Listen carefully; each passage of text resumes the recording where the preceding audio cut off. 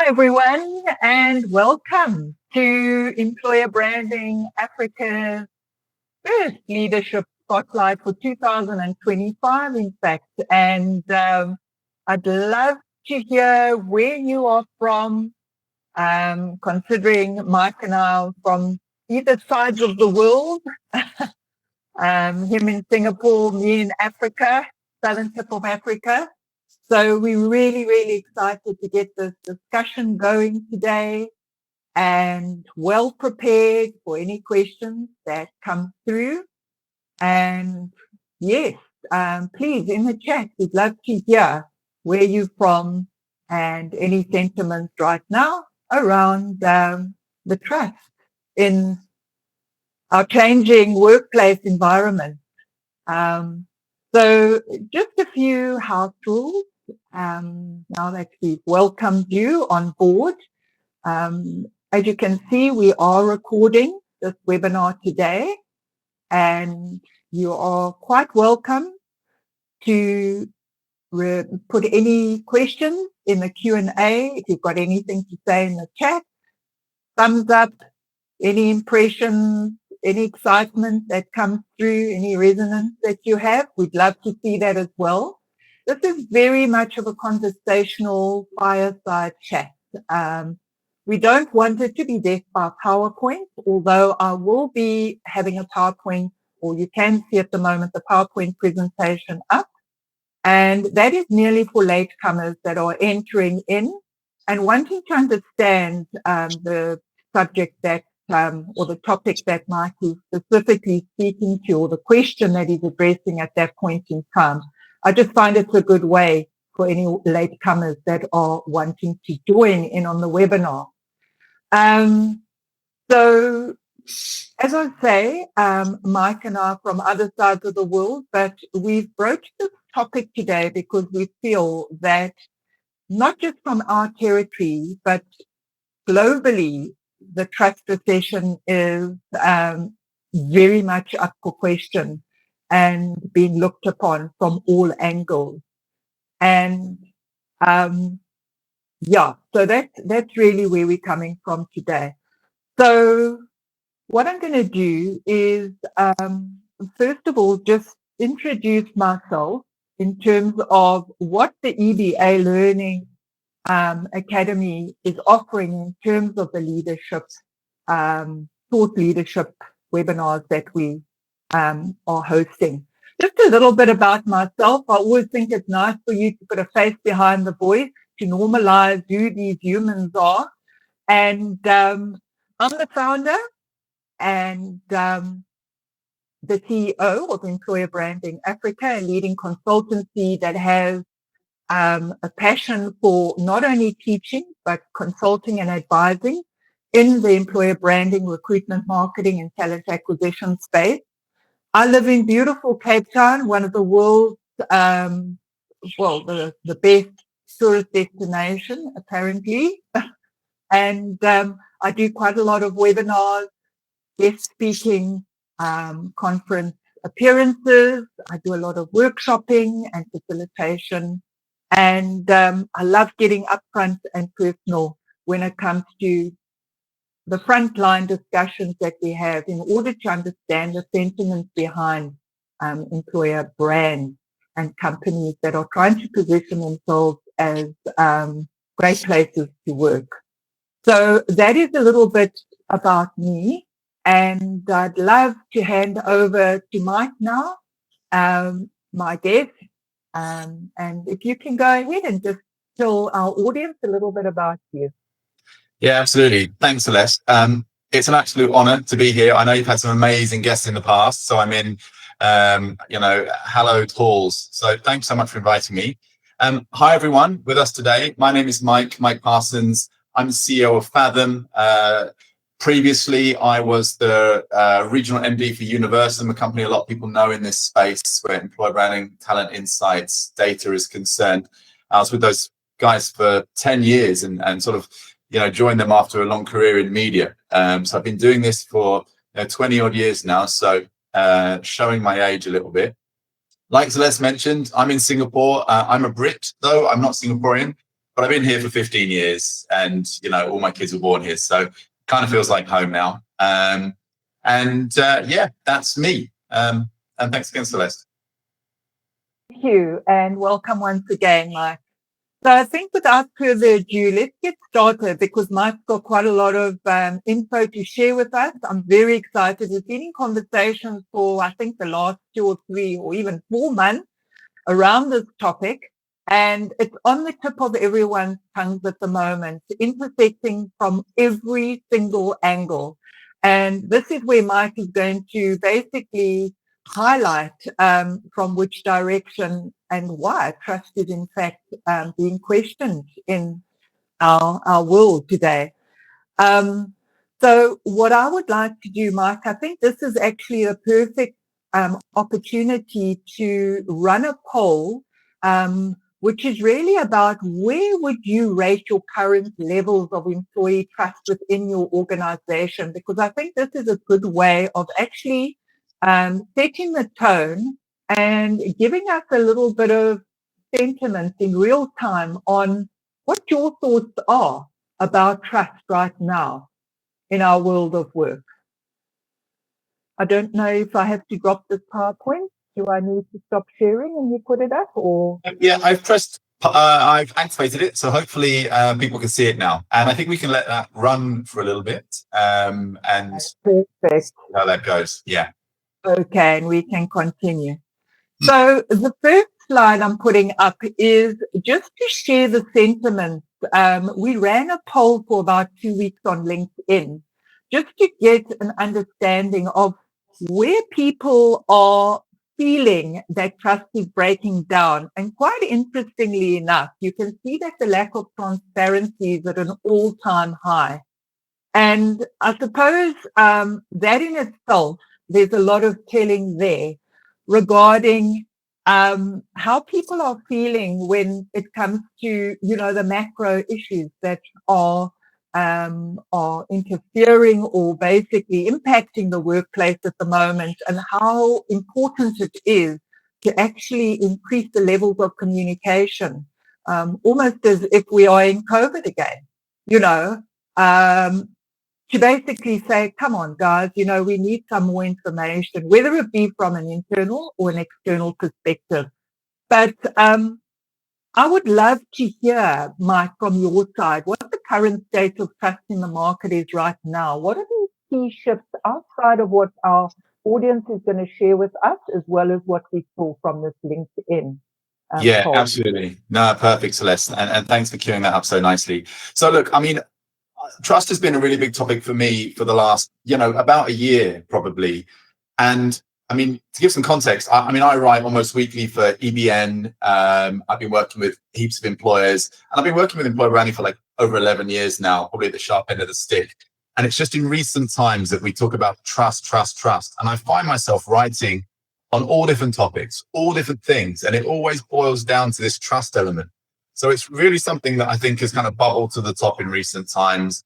It's the backbone of so many discussions that me, the guys at Fathom are having with clients. And I think it's something that we really need to get out in the open and discuss a bit more, because it's very much of our time. And, when we spoke, we said, let's do a webinar. I said, yeah, trust keeps coming up. Let's do that. And in those months that you just mentioned, I started pulling together my own notes, some of my own writing, looking at other sources that I've been tapping into in recent times, to try and get a picture of is this just something that we feel? Is it anecdotal, or is there any sort of hard and fast data around it? So when we talk about trust recession, I think for those of us who follow politics or the media, which are heavily overlapping, we all know that those things are rock bottom. We see it all the time. Trust in politics is very low in many, many markets around the world. Rises in populism and, left wing, right wing, and then a very sort of partisan media, so even things like media has become sort of fairly tribal. People don't really see it as objective anymore, and trust is falling. We thought for a long time that employers, we weren't really caught up in this bucket, but actually, if we look at Edelman's Trust Barometer, which is kind of the de facto measure for trust out there, it's been running every year since 1999. So they've got a good 26 years worth of data. Employers were pretty stable. They would slowly climb. Very, very consistent data. You saw an increase of like 1-2% year on year. Very, very stable. Employers were looking good. This year, 2025, is the first time in the history of the survey in 26 years where we saw a drop in trust in employers. And it was big by, the consistency of the data that we see. It was a 3 percentage point drop. Normally, you don't see much more than 1 or 2% movement. So for the first time, alarm bells started ringing, like trust in employers is dipping. It should be said that the trust in employers is still seen in most markets as they're seen as trusted, but it's on the decline. And in some markets, it's on the decline a lot more than others. I mean, if we look at markets like the Netherlands, down by 6 percentage points, Malaysia, 7, Kenya, 5, Germany, 7, all the way down to where the only 3 markets we saw with an increase in trust in employers were Japan, Argentina, and Ireland. And in the case of Japan, along with South Korea, these are the 2 lowest in the world. So it's coming from a very, very low place anyway. So the biggest kind of trust barometer that we have shows trust in employers going down. But I didn't want to put everything on that. I've dug a bit deeper. Actually, PwC does an annual trust in business survey, and it's a really miserable story there as well. So we see there's a huge trust gap between employers and employees. And this is why I think it's really great that we asked for that data now. So we can see that most people gave the trust in their organization about 4 stars. Well, actually, in the PwC survey, this is the 2024 one, 86% of employers said that they highly trust their employees. So not just trust, highly trust, 86% highly trust. So a lot of trust going from employer to employee in this survey. But on the employee side, only 60% of them said they felt they were trusted by their employers. So there's a 26 percentage point gap between employers saying they trust people and employees feeling trusted. So we can already see that employers, they say they trust, but the employees aren't, according to this survey, feeling it. And in the same survey, employees said, when they asked, do you trust your employer? 67% said that they did. So we can see again, it's about a third, and this aligns quite well with the Edelman trust barometer. About a third of all employees don't trust their employers. And it's not that different from market to market. I think there's probably quite a bit of variance when we look at employer by employer, but from market to market, it's actually not that different. So what we can see is that employers think talent trusts them much more than talent actually trusts them. So back to the survey we just did, in all likelihood, if we just look at the data, and I'm sure your organizations, probably are super great, super trusted, but a lot of organizations believe that they are more trusted or there's more trust within their organization than is actually the case. And the data is quite clear on that. That's very interesting. Thanks for highlighting those stats. And that is quite, wow. Those are quite sobering stats, I must say. And I think what often happens is obviously the communication gap between what employers are feeling and how employees are feeling. And this is just one aspect, Mike. And obviously there's, the big influencing factors coming from the macro situations with the politics, the climate change, the AI, all of that we'll unpack further in the next question. Obviously is impacting, but I think we need to understand why that disconnect is happening, that employers are saying one thing and employees are feeling another thing. And I often believe that it really comes down to communication and understanding the insights and the sentiments around that, because, get down to the raw data, Mike, and understand. And I think more so do those pulse check-ins as well instead of waiting too long. Yeah, absolutely. No, you're totally right. I think, the first thing that we must kind of establish is we all feel that trust is kind of on the decline. It's going down in various institutions, including employers. what does the data say? Are our instincts correct? And the data says yes, if we look across a lot of key surveys, and not just surveys that were run yesterday, things that have been running for 30 plus years. And I think you're right. If we can establish that there is a trust issue there, like we felt, it really helps as a next step to analyze, why is that? What is happening to cause that decline in trust? And this is where I think it gets really interesting, actually. I think we kind of got a perfect storm right now of things that are happening, some macro, some micro, where it's having a really profound impact on that whole trust dynamic. And in this case, between employee and employer. So should we dive into that a little bit? Absolutely. Thanks for that cue. And so why are we seeing these shifts? I mean, we've touched on it briefly in the, in our first question. Are these market signals a momentary spike, or is it the start of a lasting trend? Yeah, I mean, I think that is the big question here. So what is happening and what is the moment in time? For me, when I trace this back, I do trace this back a little bit to the remote work debate that came out of COVID. Okay, so we're all familiar with that. COVID struck, everyone got thrust into a remote working situation because that was necessary at the time. Then afterwards, all the big brands, the big employers came out and said, yeah, this is the new normal. This is how it's going to be. It makes total sense. We really love it. And then fast forward a year or two, and it's a complete U-turn. We see the same employers that were very bullish on remote work coming out and saying that everyone's got to come back to the office. In most cases, 5 days a week. There's no hybrid setup allowed here. And this is, I think, a real key turning point, because why we were told, or the line is why people have to return to office. There's really two reasons. If you look at what big business is saying, productivity and culture. So productivity is better in the office. Culture is better if you're in the office. But this really flies against a lot of the research around productivity. So there's a load of studies. You can look them up. We'll share some in the report after this as well, that are saying that actually remote work doesn't really impact productivity negatively. And in some cases, it improves it. And anecdotally, I had a friend of a friend worked at a big bank, and they actually did this.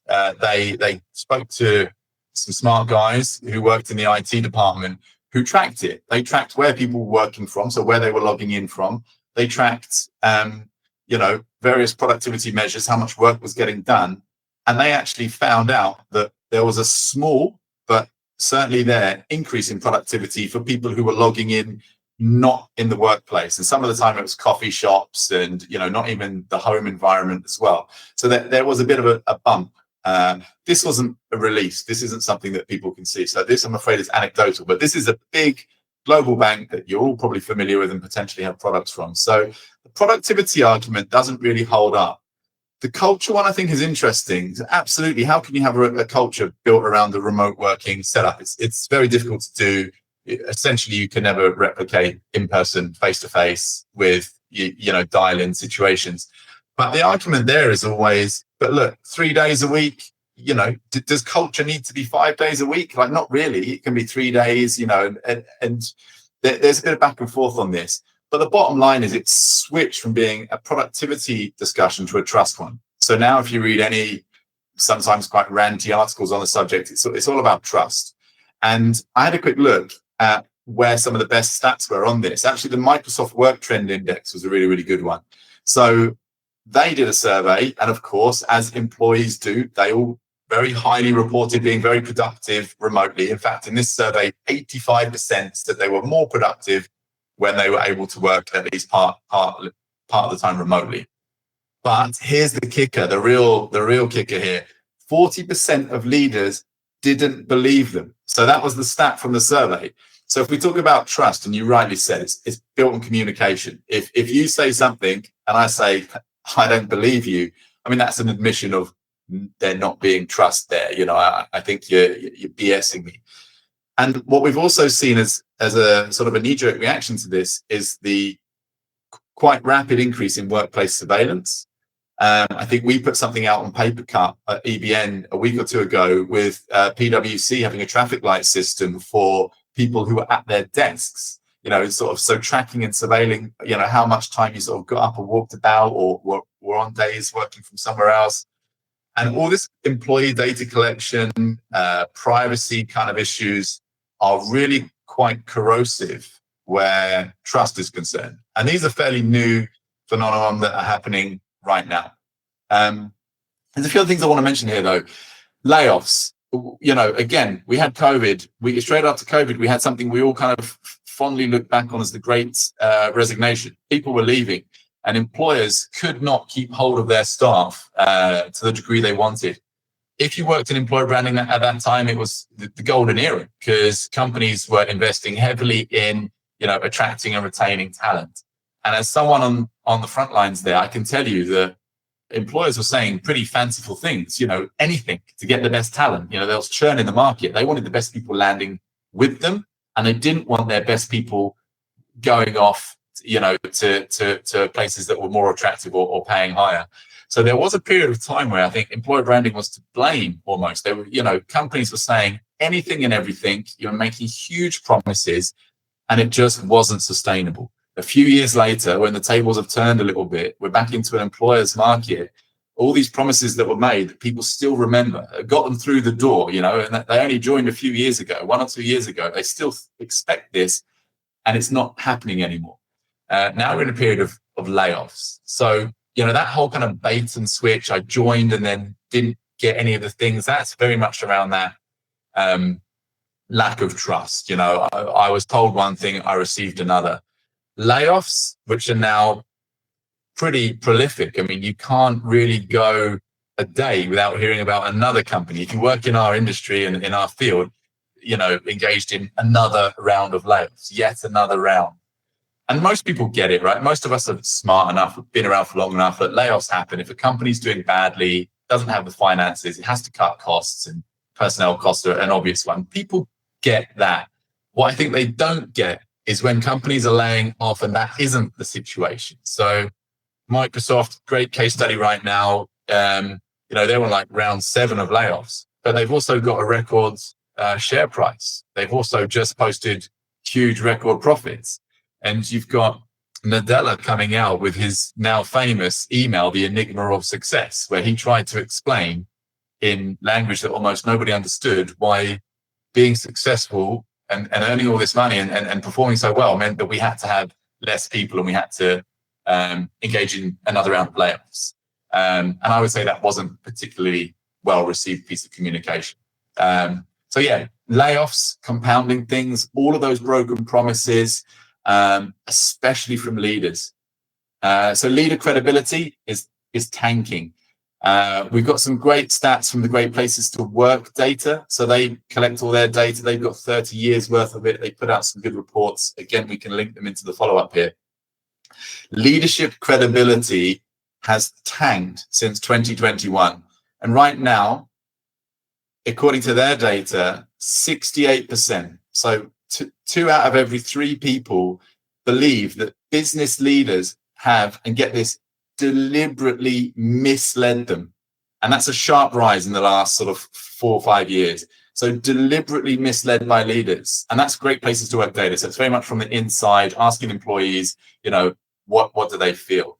So that is pretty terrible. Broken promises from CEOs, people losing faith in them, not trusting them, layoffs during the good times and the bad. Of course, AI is a factor there that has people probably understandably terrified, and most people don't really know what's going to happen over the next few years. We've got an amazing piece coming out on EBN tomorrow looking at Mogaddat's prediction for the next few years where professional work is concerned. So please do read it. But people are understandably worried, right? What is my employer going to do? They've said that people are important. We won't get replaced by machines until the day we do, which could be coming. So I think there is a bit of a perfect cocktail of things happening, and these things have sort of all been brewing in the last few years that have really had a profound negative impact on trust at work. Thank you. That's wonderfully summed up there, and a lot to think about, Mike, honestly, because it intersects trust intersects at so many different angles in that. And my question to you is, do you think that companies or these leaders are actually even paying any attention to how employees are being scarred, either the ones that are being laid off or the ones that are left to continue being productive? I think the sentiment in the market is that they do track these things, but they track them for the wrong reasons. And ultimately, the question isn't, are they tracking them, but do they care? Because they know, if they're getting pounded on Glassdoor and their PR, all the articles coming out saying terrible things about them, they don't want that. They don't want to lose the PR battle. But I think at the moment, they have a list of priorities, and things like shareholder value and, profits are slightly ahead of some of the more human elements there. So I think they know. They definitely know. Big employers know. They're smart, they're savvy, they have the data. But I think they're juggling priorities, and perhaps not how if we sort of consider ourselves we the people, employees at the end of the day, we might not be that top priority. That's the reality. Yeah. And there's two things that actually I think are quite important there, because when we look at the data, we can see that there are a couple of groups who are less trusting in that sense, and who feel that they're more impacted than others, or maybe they're not cared about as much. And again, I pulled some of this from the Great Places to Work data and the Edelman data. There's a financial factor in this. So what the data is pretty clear on is that there's a big gap, a 13-point gap actually in the Great Places to Work study, between those in the top quartile of earners and income versus those at the bottom. So what this means for those of you, if you're dialing in, if you're wondering about your own trust issues, almost always there is more distrust amongst the lower paid than the higher paid, which can help you if you're trying to think about this and where to dedicate your time and resources into building up trust. That's often the best place to start. So there's a fairly big gap, 13 percentage point gap between the top earners and the lower earners. And of course, it comes to sort of general sense of fairness, honesty, getting your worth, those things. The other group that I want to mention here are those worried about discrimination. So sometimes those in minority groups. So what we've seen in the last few years, if we look at the Edelman one, a huge jump from 24 to 25 is in the amount of people that say they're worried about the potential of being discriminated against. And since 2021, it's kind of been on a general upwards trend, but a huge spike in the last year. And if you're thinking, oh, this is probably like a US politics thing, it's not. The US did jump up by 11 points, but I mean, Indonesia went up by 23 points, UAE 12, Spain 15. The only market that didn't go up was a -1 in Japan.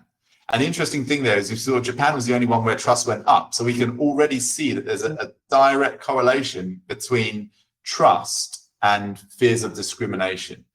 So we'll include these tables in the report that we send out, but it just really helps to know that people in minority groups are now less likely to trust their employers through fear of discrimination, potentially because they've witnessed it or already experienced it, and the low income set as well. So it does have some quite interesting sort of demographical data points to look at as well when looking at this trust element. Oh, thanks, Mike. It would be interesting to take a deeper dive into what facets of trust is basically creating the insights regarding, on the one hand, your low level, right? And second, your marginalized groups of people that are feeling that they're more impacted upon. And, taking that deeper dive would be quite quite interesting. I mean, from your entry level sort of admin, it could be, the trust issue could be the fact that AI and automation is coming into play, where they are being replaced, possibly. And I'm talking I'm talking about, and that's a whole discussion on its own, especially when it comes to graduates and entry-level jobs and people that are holding existing entry-level jobs, but the youth that are trying to make that entrance into the workplace. Yeah, no, I think it's the sad thing there is it's only going to get worse in the near future because of these issues. So these trends, most of them have been sort of since 2021. These are sort of 5-year trends that suddenly started, around the time of COVID or just after. But AI is a new curveball that people are now dealing with. So you're completely right. Graduate roles are being slashed. It's never been tougher to be a graduate. We know that, and that's the same in all markets, even in fairly stable markets here like Singapore. It's a bad time to be graduating, and that sense of being replaced by AI and people not really knowing, what the future holds for them. It's going to be worse for those in, for example, like we just mentioned, lower income positions, because they might not have the resources, like much of a safety net, should something happen, and they might feel that they're not as skilled should they need to get rehired quickly. So absolutely, that is a bigger concern. And as well, if you feel that you are at risk of discrimination and then you were to lose your job, you would also potentially find it more worrying, considering how you might get back into the workplace if there are limited opportunities for you in a climate where discrimination is maybe worse than it was a few years ago. So that would be a sort of a compounding factor. So I think, you're totally right. It's in the short term, it's not going to get better. And I think the prevailing beliefs around AI is that these fears will only go away when governments step in to regulate. At the moment, we're hoping for industry to sort of self-regulate and for employers to really, take human common sense decisions around their people. But because people don't believe or trust that in those people, that they want guardrails, they want rules, they want regulation, and we know that right now the tech is moving way faster than policy, and that's unlikely to happen anytime soon, especially as we're in a bit of an arms race for AGI. Nobody wants to pump the brakes. So it's, I think in the short to medium term, I don't see this improving much, would be my personal forecast, actually. Okay, that's perfect. I don't want to labor this topic much more because I'm watching our time here, but I think just another thing that's interesting is an article that I read about how organizations are starting to sort of cut back on their full-time employees and starting to look at more fractional, having a look at the white-collar sort of workers as well. So we've spoken about the low level and we've spoken about the marginalized groups as well. But I also think that your specialists, your senior high-level specialists, even your C-suite, I think there being quite a shift there as well in terms of, questions on whether we keep them on full-time or should we have variable costs in terms of bringing fractional workers, contract workers, or gig workers in order to fulfill a project or a contract and let them go thereafter. So I'm seeing that happening as well. But again, it could be, it could be fully automated, it could be augmented, or it could be, as I say, alternative kind of workforce thereof. Yeah. Absolutely. I mean, some of the worst predictions are, if you're not in the top few percent of the best at what you do, then you're at risk. And the sort of that middle class, the laptop class, as we sometimes refer to them, if your job is attending meetings and replying to emails for 75% of the time, then what you're doing isn't that valuable. And I'm afraid the lens that I think a lot of organizations will look at it is like, we don't need that. That's a lot of time we're paying for that is not really needed. So that kind of laptop class, the professional classes, unlike the blue collar workers who all of a sudden will be very important. will be needed. But as you can see, it's a domino effect. You don't need it. It's not a case of if everyone loses their jobs, then no one's got a job, and we need to look at UBI and all of these things, which could also be quite disastrous. It's just 10 or 20%. If 10 or 20% of the economy loses their job and cannot find re-employment, then of course spending propensity goes down. It's a spiral effect. All the companies can't make money because no one's buying their goods and services because nobody's got a work. And you can see how it goes down, and that's kind of the ripple effect. So it's the time to act, I think, for some of these things was yesterday, and we just have to wait and see. But obviously some industries are really affected, some less so. So yeah, it's going to be, I think, a turbulent few years, which won't help much with trust. Yeah. Okay, perfect. Thanks, Mike. Thanks for that. That was very informative. So why should we be concerned about these trends? And you might have touched on them already. I mean, what's at stake if we actually ignore them? Yeah, it's a really good question, actually, because, I think there is a lot of, burying our head in the sand being, one way to go.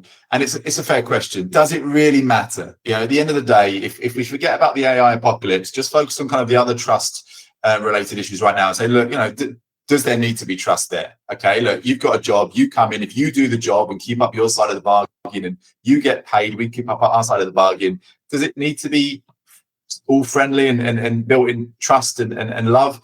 Well, the answer, I think, is still yes. Apart from the sort of the principles and the ethics of it all, if I look at some of those studies that I've just started digging into recently, we see some really strong reasons for why it's good to have a sort of a culture of trust.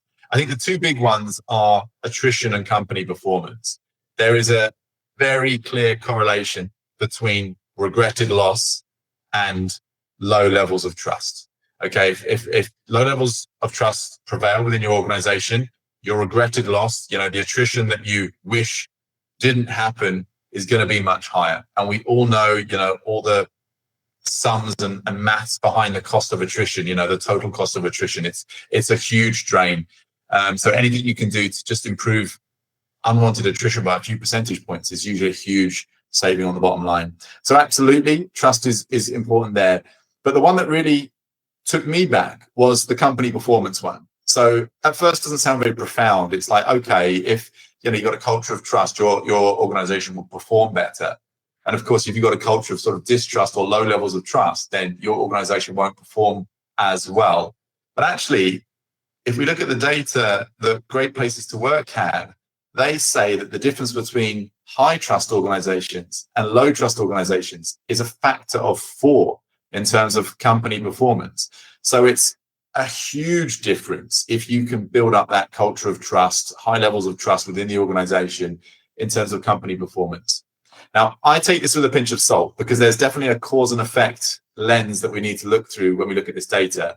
And I think if you are already a high performing organization, it's easier to cultivate trust because you bring people in, you're growing. So all those growth paths, all of those promises around development, future promotion, you're able to deliver upon those. Of course, when the company is growing fast, resources are coming in, so you can invest more in your people, essentially. So it is a two-way street. But absolutely, if you can cultivate trust, keep people in their positions longer, wanting to perform, not quiet quitting and, cruising, because there is an element of trust there, then absolutely you should expect the company to perform better.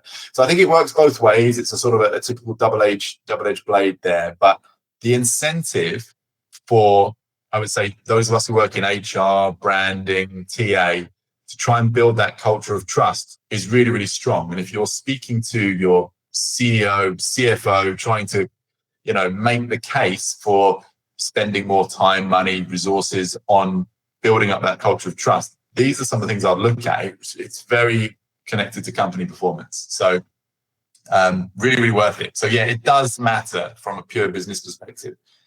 And yeah, maybe just to follow on a few things like, I just mentioned quiet quitting. I mean, I think the last few years, we're all probably tired of all the names we're giving things. It's like all these trends. I think one of the trends is just naming things. The trend is to name things, but quiet quitting, did people start cruising when they were unhappy in the past? Absolutely. It's not a new thing. It's the amount that it's happening that is the trend. It's like an epidemic of its own.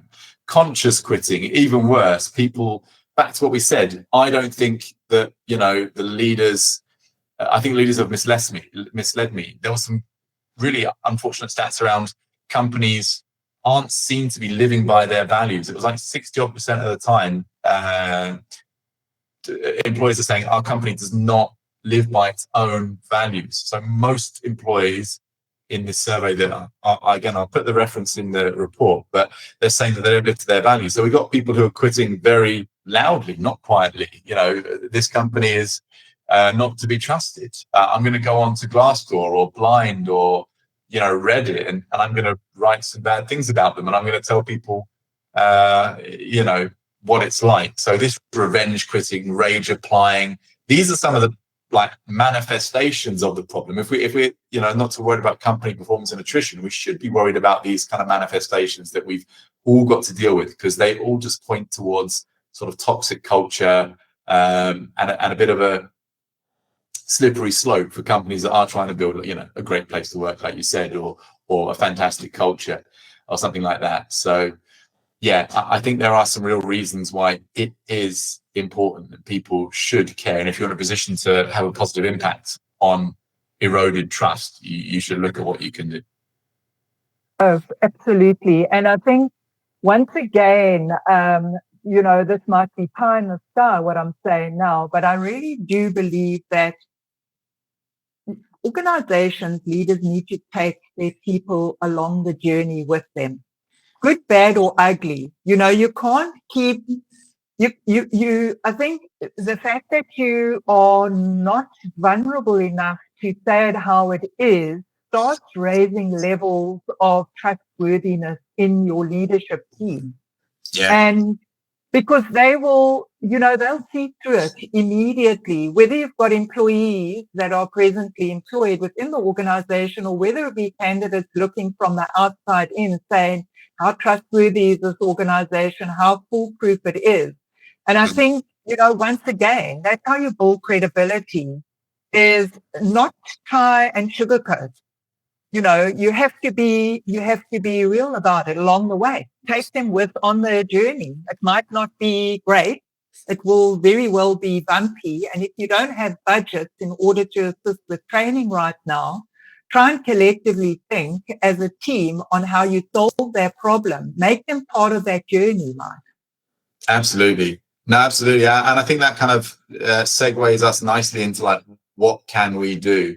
And I think you've hit the nail on the head. You've said some things that, you took the words out of my mouth on a few things. So I think we all, instinctively know, what makes and breaks trust. You said it, I think, probably without even thinking earlier, that trust is built on communication. And I've been looking this up and reading, some stuff, knowing that we were going to talk about this today. And communication is the cornerstone of trust. And what do we mean by that? Well, we mean if you're upfront and honest and clear, you build trust. If you're silent, or you spin or sugarcoat or lie or anything, then you kill trust. It's very much a communication issue. Trust, I think for organizations who are wrestling with this right now, you need to probably understand some core principles. So that is one. Okay, trust is built on communication. So it's really about improving communication.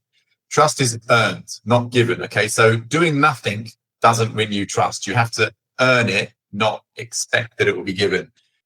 So if you've done nothing, it isn't just kind of we're in the middle. It's, silence is always kind of connected with lack of trust.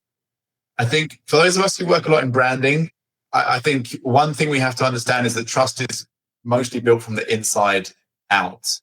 Okay, we can't really build from the outside in. We can't sort of bring in trustworthy people on trustworthy claims and hope that will fix an internal issue, because what they get into won't be the same. We have to fix our own shop first. And the fourth one is really another thing you've just touched upon. Mistakes need to be owned. So again, it's instinctive. I mean, we're all probably, got partners or kids or whatever. If it's our kids have been naughty, we want them to own the mistake. We're happy once they've said, yeah, I did wrong there. That wasn't right. And then we go, okay, well, that's good. Now everything, it's settled. right? Or whatever, with your partner. If they do something, you kind of want them to take some ownership if you're going to build trust. If no one takes ownership, the trust is really, really hard to cultivate.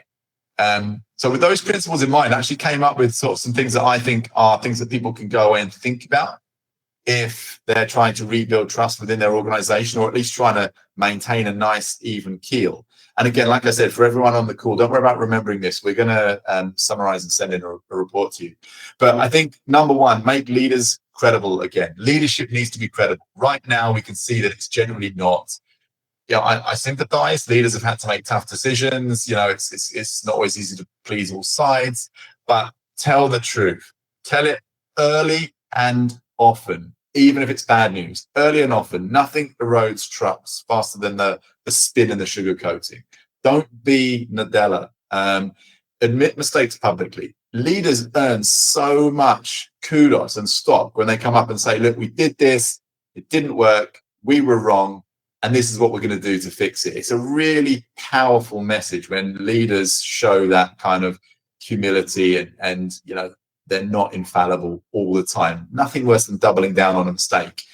And ditch that corporate language. I think there's kind of a principle here around if you couldn't explain this to a family or a friend in this way, or you wouldn't, then don't do it with employees. I mean, talking about strategic realignment, it's like, well, what does that mean? Can you explain it? Like, for what? What are we realigning for? So plain human language, I think is super important. So for those of us in branding and comms, I think, you probably know this like the back of your hand, but these are some things that I think you need to prioritize if trust is essential to what you're working on.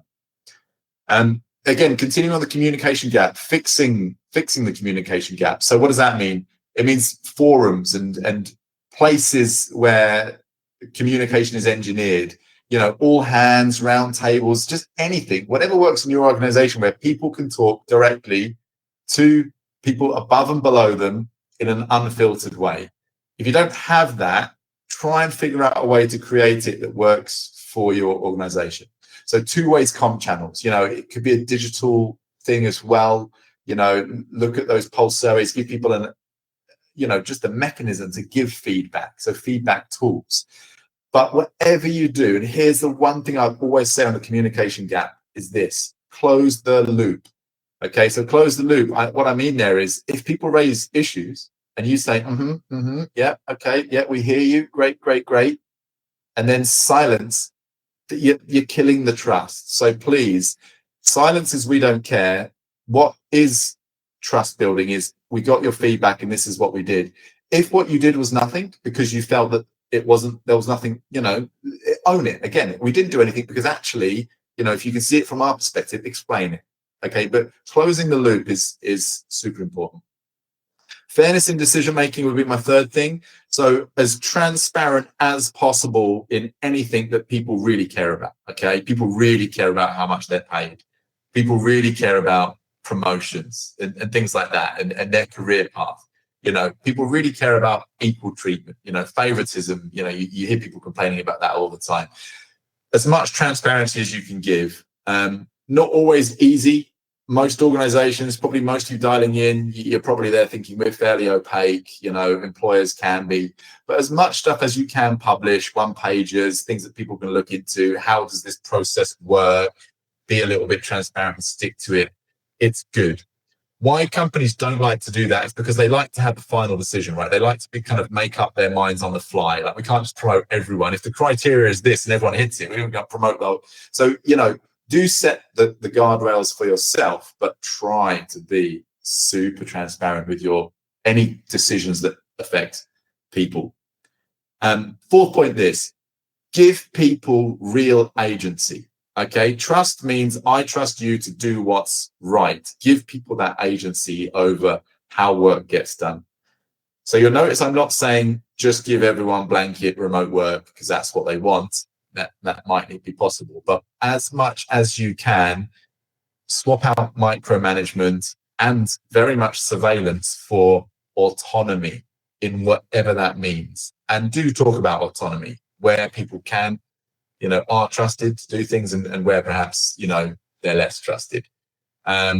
if there is change coming about, do try to involve employees. So part of that giving people agency is people feeling like they've been involved in when there's going to be big change, especially if it impacts people. Not always easy to do, but you can roll out surveys, and you don't have to come to a Fathom or something like that who can roll out surveys for you. You could probably slap together a survey monkey if you don't know how to do it.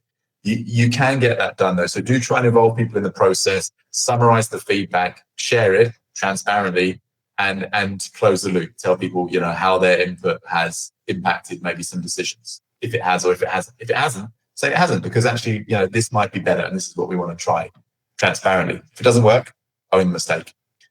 5th thing, honor the psychological contract. Okay, what does that mean? It means deliver on your promises. Okay, don't commit to a bunch of stuff in your employer branding, super flexible, amazing career development, only for people to get there and find that it doesn't really transpire for them.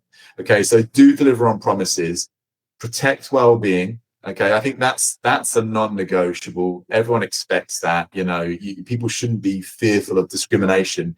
So do resource teams properly, do cut low-value work out, and do make sure that people have that training and those kind of mechanisms to be mindful of these things as much as possible. I'm not saying roll out massive, expensive DEI programs, but do have the basics in place so that people aren't fearful.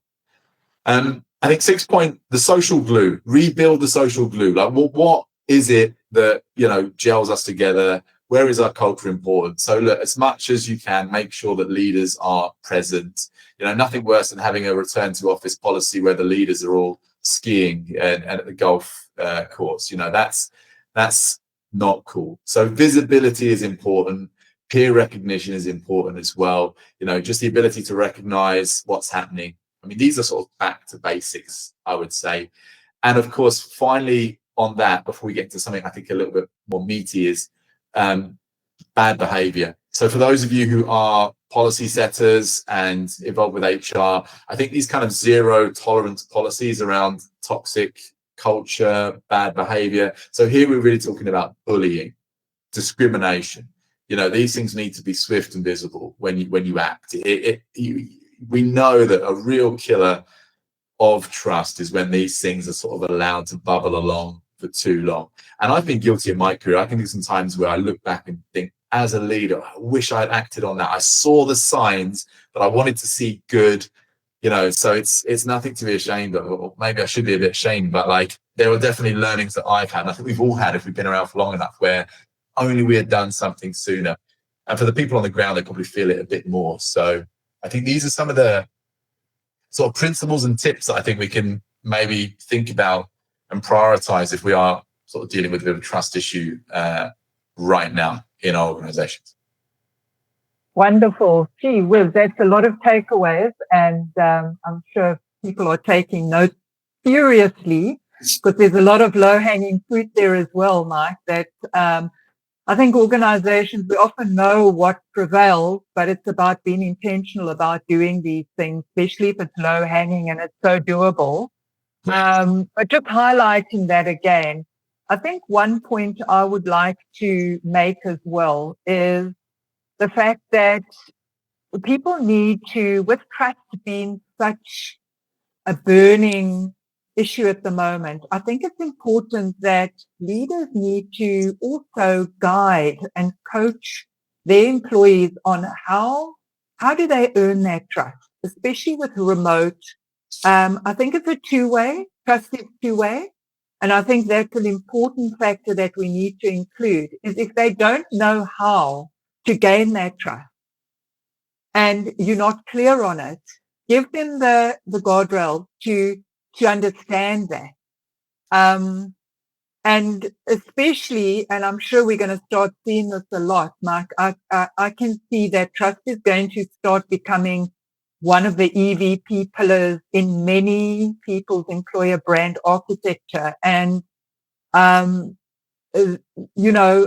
I think it's a good thing, but I think, to your point once again, that needs to be defined in plain human language when it comes to either engaging your people internally or trying to attract high demand people in the future, you know, whether they're passive candidates or active work seekers.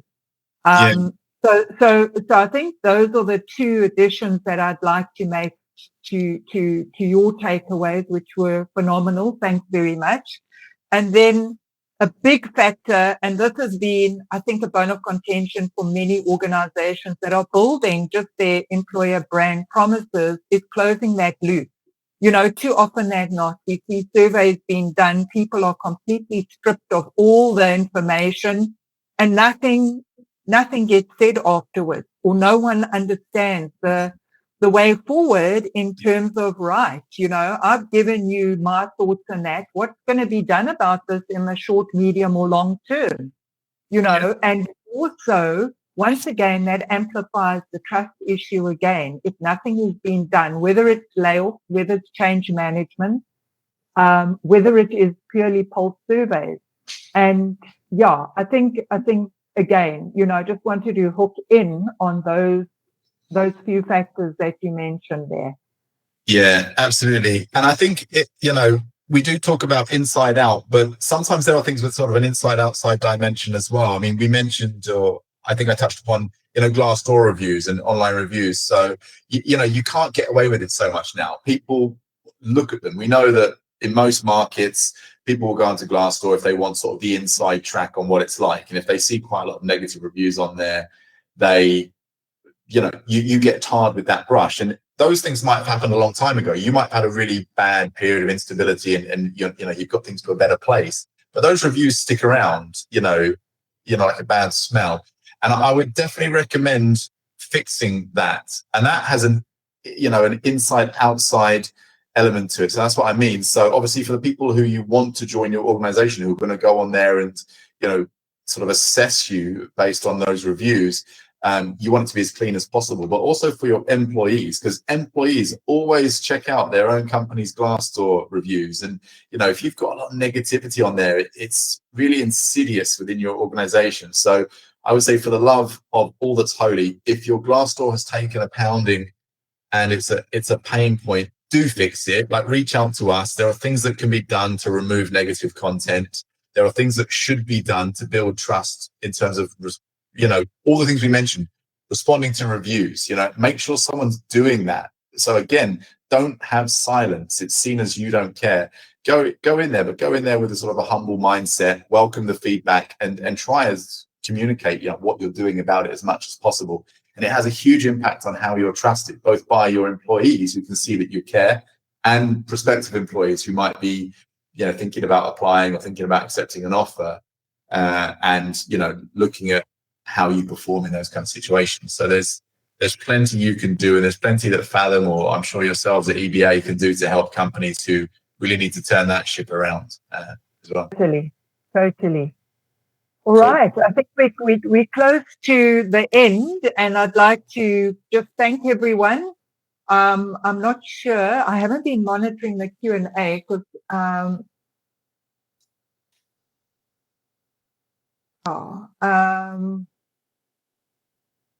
I wouldn't mind just running that last poll, maybe, Mike, just to maybe, I know we... Yeah, okay, all right. Well, to close things off then, and I think, we can get that poll run.